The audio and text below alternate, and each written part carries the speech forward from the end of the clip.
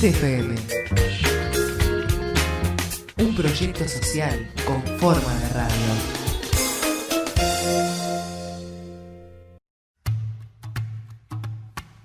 Frecuencia Tejana realiza un ciclo de podcast sobre el proyecto de ley de urgente consideración. El ciclo lo pensamos como un aporte a la discusión pública de un tema que consideramos fundamental y que va a incidir en nuestra cotidianeidad y en la de nuestros barrios. Marco general, comunicación, educación y adolescencias y seguridad son los ejes que elegimos para conversar. Nos parece importante conversar sobre los cambios y reformas que la LUC introduce en la educación. Pensar sobre los modelos educativos, la educación como derecho y en clave de derechos es lo que nos convoca.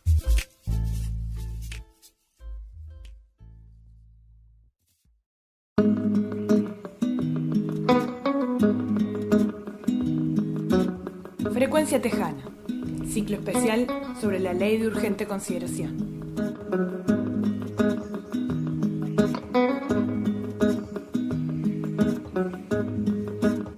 En el programa de hoy charlamos con Edith Silvera sobre el impacto de la LUC en la educación. Silvera es docente de literatura, directora del Liceo IABA e integrante de la Comisión de Análisis de la LUC de la Asociación de Docentes de Educación Secundaria, ADES Montevideo.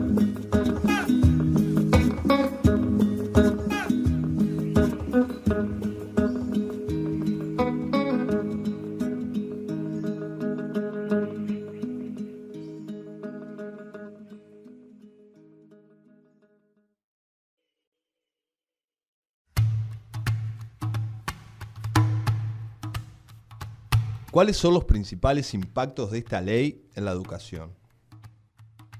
La ley de urgente consideración es una ley que abarca numerosos temas.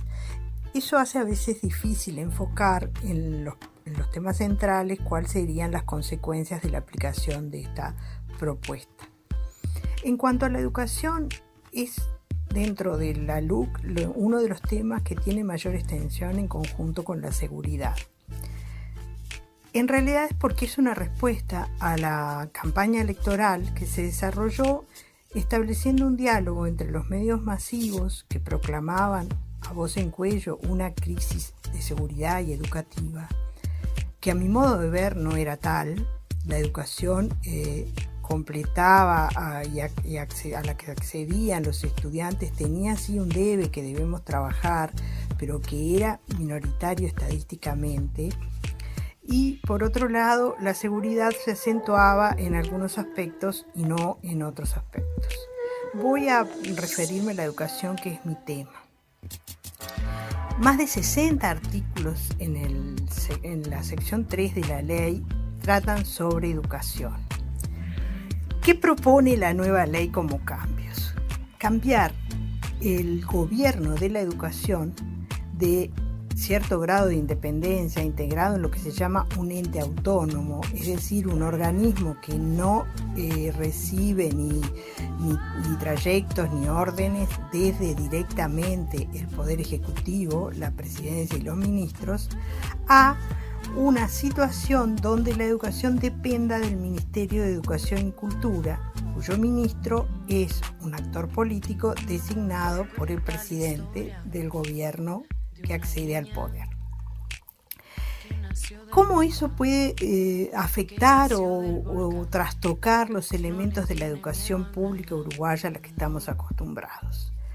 Primero, el gobierno electo accede al mando o al ordenamiento jurídico del país durante 5 años. A los 5 años se producen elecciones y el gobierno puede cambiar o no.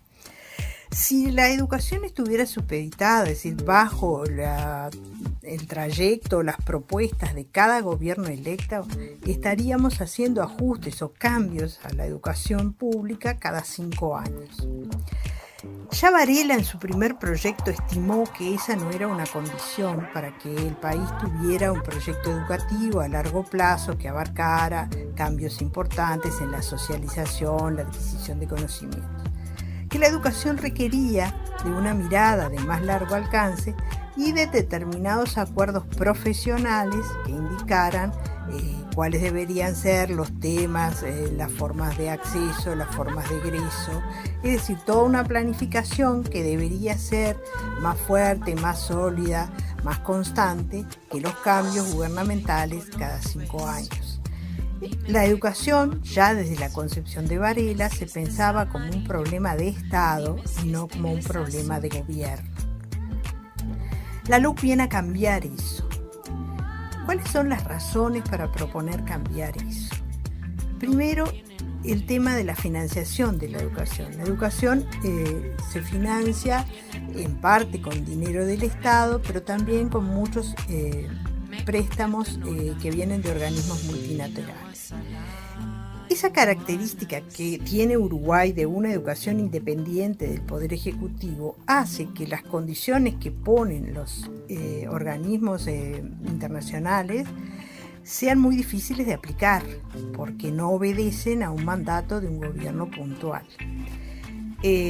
Para acceder a mejores y mayores préstamos habría que tener esa ductilidad, esa capacidad de cambiar para poder cumplir con las condiciones que se ponen. El tema es, ¿financiamos la educación desde propuestas de organismos internacionales para tener una educación globalizada que responda a necesidades de los empleadores? Es decir, vamos a tener una educación que forme trabajadores y no ciudadanos.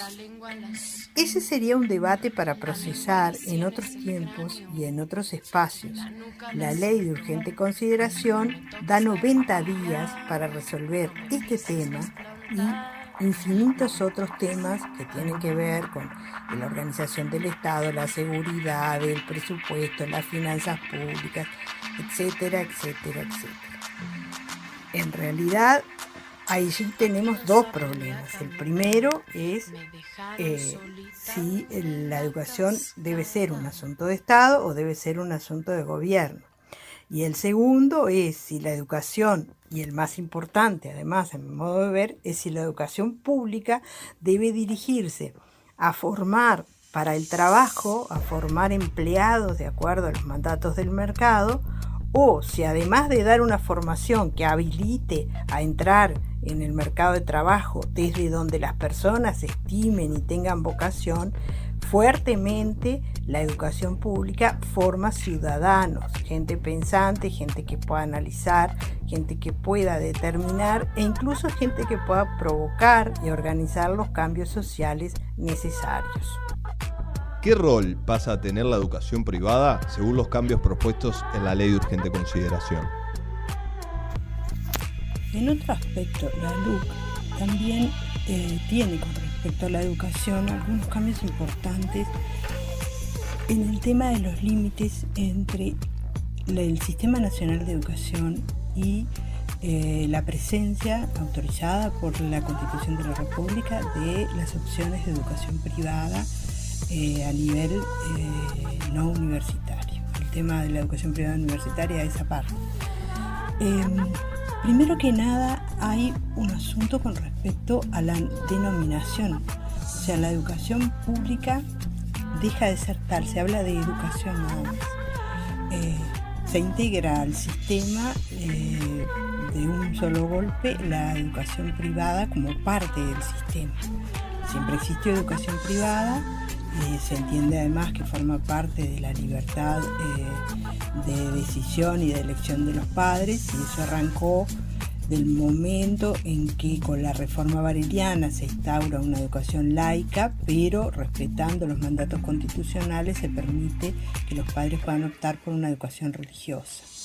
También a partir de ahí surgieron otras opciones de educaciones laicas privadas y históricamente la educación privada se desarrolló en paralelo y bajo control de la educación pública. La LUC invierte eso porque le da, primero, el mismo lugar, se habla solo de educación, y segundo, en los organismos de participación que pueden controlar, sugerir, instalar cambios, tiene más presencia la educación privada que la educación pública. Por ejemplo, en organismos de representación con respecto a la instauración, a la infraestructura, al desarrollo de grupos. Se crean unos organismos que pueden actuar en estas consideraciones y se le da un lugar a la educación privada. Por ejemplo, en el departamento de 33 quedaría ese organismo integrado por los directores o delegados de los institutos públicos y además con el mismo peso un representante de la educación privada. En la ciudad de 33 hay 4 liceos oficiales, y si sumamos los del departamento son unos cuantos más. Además hay algunas unidades de la UTU, el CETEP, lo que nosotros llamamos UTU, y un colegio privado. Tendría el mismo peso el colegio privado que todos los liceos departamentales y todas las UTUs departamentales para tomar decisiones. Este es un espacio corto y creo que el ejemplo habla bastante claro de la incidencia que empieza a tener la educación privada en toma de decisiones sobre los estudiantes y sobre los procedimientos de la educación pública. En realidad, esto también tiene que ver con la concepción de la educación como servicio, es decir, cuando se entra en la consideración de servicio, y de hecho nosotros firmamos como país en 2004-2005 un acuerdo de Monterrey donde se acepta que la educación es un servicio y por lo tanto es comercializable.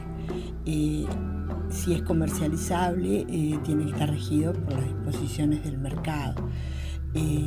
Y ahí hemos ido avanzando. Estos parámetros que instala la LUC lo vuelven definitivo. Es decir, la educación se va a escalonar desde las demandas del mercado y desde lo que señalen las empresas privadas que, si bien pueden dar educación de calidad, eso no se está discutiendo, pero sí van a marcar las pautas de mercado, o sea, cuántos clientes les trae establecer determinadas pautas o establecer determinados programas o determinadas currículos. Ese es el riesgo. En vez de tener una educación que le dé peso al conocimiento general, a la formación ciudadana, vamos a tener una educación que busque captar clientes. ¿Qué es la libertad de cátedra? ¿Cómo se ve afectada por esta ley? El tema de la libertad de cátedra despertó bastante inquietud en todo el ámbito que refleja el sistema educativo. La libertad de cátedra está instalada históricamente en Uruguay. ¿Qué representa libertad de cátedra? Para empezar, si hablamos de libertad de cátedra, hablamos de considerar a los profesores y docentes como profesionales, como personas que pueden actuar frente a determinados problemas resolviéndolos sin necesidad de tener marcado un protocolo de acción. Por otro lado, representa que el sistema le permite a cada profesor tomar decisiones acerca de lo que considera importante desde todos los puntos de vista para comunicarle a sus alumnos. La libertad de cátedra tiene dos caras. Por un lado, esa que permite actuar, comunicar, decidir sobre qué instancias, qué ejemplos, qué orientaciones se van a trasladar a los alumnos. Y por otro lado, tiene la obligación que está marcada en la Ley General de Educación de que el docente maneje esa instancia, pero además dé apertura y posibilidad de que si hay otras posiciones con respecto a lo que se está tratando, las haga conocer o permita que los estudiantes las manifiesten. Si cambiamos la libertad de cátedra por cierta autonomía didáctica, lo que hacemos es dejar una sola orientación de educación que será fijada por el gobierno partidario que dure esos 5 años, y lo que sí puede hacer el profesor es determinar qué estrategias en el aula va a utilizar para comunicar ese único lineamiento. Como ustedes saben, de alguna manera un partido republicano histórico como el Colorado cuestionó esta instancia y en la negociación se reintegró el título de libertad de cátedra al artículo correspondiente. El peligro de esto es que atrás está la concepción de que no debe haber libertad de Y atrás de la concepción de que no debe haber libertad de cátedra está la concepción de que los profesores deben ser aplicadores de las pautas que dé el gobierno. De esa manera, toda la educación pública, y estamos hablando de más de 500.000 de estudiantes, quedaría en un sentido solamente a escuchar lo que un gobierno partidario entienda como necesario. Puede ser desde los currículums hasta qué impartir como conocimientos dentro de cada asignatura, o en un sentido más amplio señalar los trayectos terminales, o sea, qué opciones puedo tomar cuando termine mi trayecto educativo. Eso es realmente centralizar y volver con un criterio absolutamente autoritario lo que en la educación uruguaya históricamente se ha entendido como la función de apertura de pensamiento que debe dar la educación secundaria a los estudiantes para que primero se integren a la vida ciudadana como personas capaces de analizar, de tomar posiciones, de opinar, y también a partir de allí puedan construir la continuidad de sus trayectos de vida, tanto en lo educativo como en la vida personal. Sería una alteración muy importante de las bases de la sociedad uruguaya. ¿Cómo cambian en términos de representación docente los ámbitos de decisiones? La representación docente en la educación pública llegó después de innumerables intentos de restaurar lo que era la autonomía de la educación previa a la dictadura. La última Ley General de Educación dio la posibilidad de que por elecciones nacionales controladas por la Corte Electoral y con todo el padrón de docentes en cada subsistema, decimos nosotros, o sea, en primaria, secundaria, Universidad del Trabajo y formación en educación, se diera la elección de un representante del cuerpo docente para integrar los consejos. Los consejos están integrados por 3 personas. Se designan 2 consejeros que decide la conducción política y el consejero que integra la votación de los docentes. No hay posibilidad de que el peso del consejero, que está en minoría, marque otra cosa que la voz de los docentes. Nunca puede marcar, como se ha dicho, la conducción de la educación. Primero porque está en minoría, es 1 en 3, y segundo porque los directores generales de los subsistemas en el momento de votar pueden hacer valer un doble voto. O sea que los docentes en los consejos de educación son la voz de los docentes, pero no son decisión de los docentes. Así que la presencia de representación docente es simplemente el aporte de la visión docente a la mirada institucional. No implican los riesgos que se ha dicho con respecto a la conducción de la educación. Más allá de que de todas maneras los docentes hemos manifestado siempre nuestra vocación por el cogobierno, donde realmente la presencia de los docentes incidiera en las decisiones políticas y de contenidos, porque nos parece que es imposible que se maneje un sistema educativo que sea eficaz si no se escucha a los profesionales que trabajan en él, que lo conocen y que saben realmente cuáles son las necesidades y las metas deseables para ese sistema. ¿Qué implicancia simbólica y práctica tiene que se quite la palabra pública? Bueno, que se quite la palabra público del sistema, a mi modo de ver, y yo estoy formada justamente en el estudio de los símbolos, tengo formación en semiótica, que es la ciencia que estudia qué ocurre con los símbolos y cómo nosotros leemos la comunicación simbólica.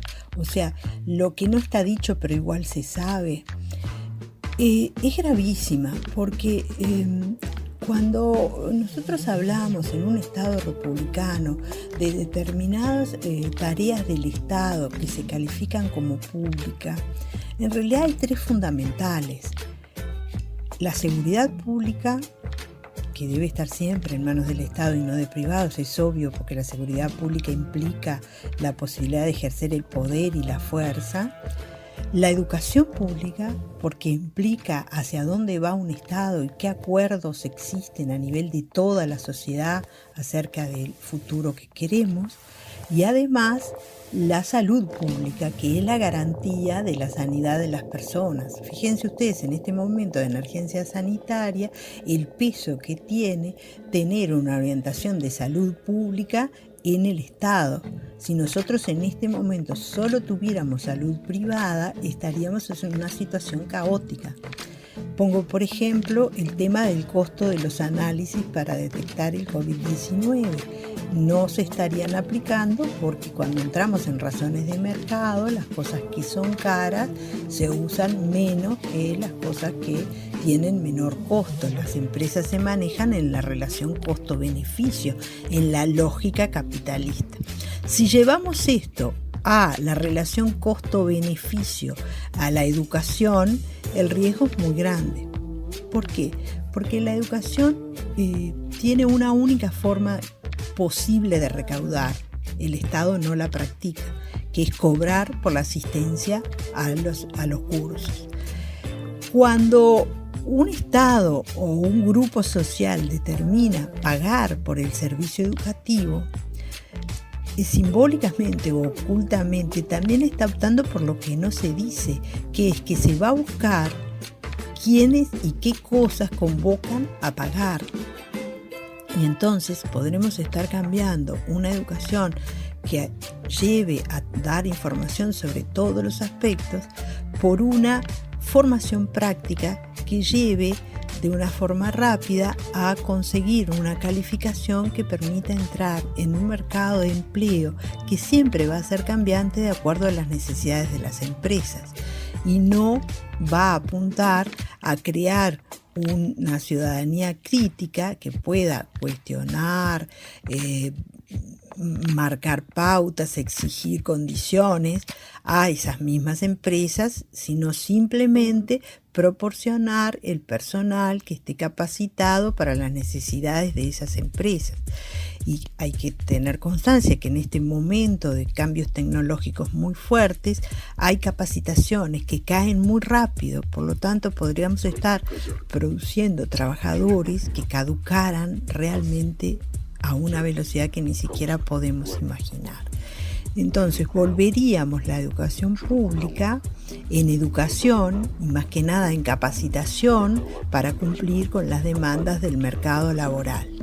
Eso nos organizaría un Estado meramente práctico para cumplir funciones de trabajo en empresas capitalistas. Así que el hecho de que la educación deje de llamarse pública es un riesgo enorme porque implica que las demandas no van a pasar por la concepción de un Estado republicano, sino que van a pasar por qué empleados y qué características deben tener los empleados para ser tomados por las empresas. Esto no quiere decir descalificar que realmente la gente debe prepararse para entrar en el mundo laboral, eso es una cosa que nadie negaría, solamente que no es solo eso lo que debe dar la educación a las personas. Debe dar eso y bastante más, que es primero la capacidad de autoinformarse, de buscar lo que te interesa, de ser capaz de optar y después también la capacidad de actuar en la sociedad como ciudadanos, que es una manera crítica, participativa y no meramente como empleados colaborativos. Así que el riesgo es grande.